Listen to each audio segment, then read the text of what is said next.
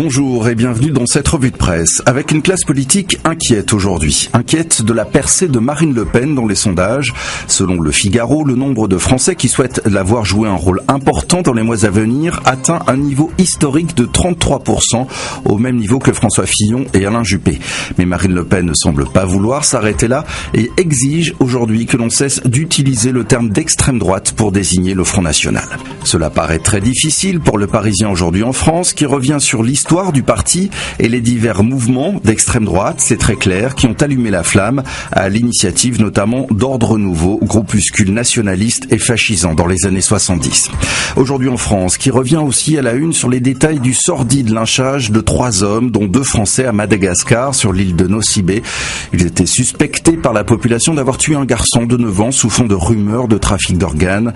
Le journal s'interroge sur cette réaction d'une violence inouïe et se penche sur le contexte très dur de pauvreté, de violence et de corruption qui règne sur l'île. La bonne nouvelle du jour, selon les Échos, concerne la reprise. Elle est là, selon l'INSEE, qui table sur une nette accélération de l'économie cette année, mais sans entrevoir toutefois de franches éclaircies du côté de l'emploi. Du côté des hebdomadaires et de vos lectures de week-end, la gastronomie pour tous dans Courrier International, qui fait le tour du monde de la cuisine de rue, très en vogue, et qui s'arrête notamment en Italie, où la truffe est à la portée de tous, en tout cas autour de la bourgade d'Aqualagna, où l'on milite pour la truffe démocratique, en permettant à chacun de la chercher et de la trouver en toute liberté et à un coût réduit.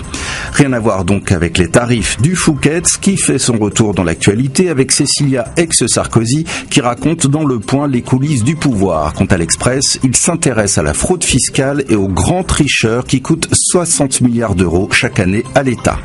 Parmi ces tricheurs, quelques grandes entreprises américaines que l'on retrouve, signe des temps, dans le Monopoly et dans le Parisien, qui déplorent que dans la nouvelle édition du jeu, les grandes avenues parisiennes et la fameuse rue de la Paix soient remplacées par des marques qui font les grands titres de l'actualité boursière. C'est ainsi que l'on se quitte. Rendez-vous lundi pour une nouvelle revue de presse.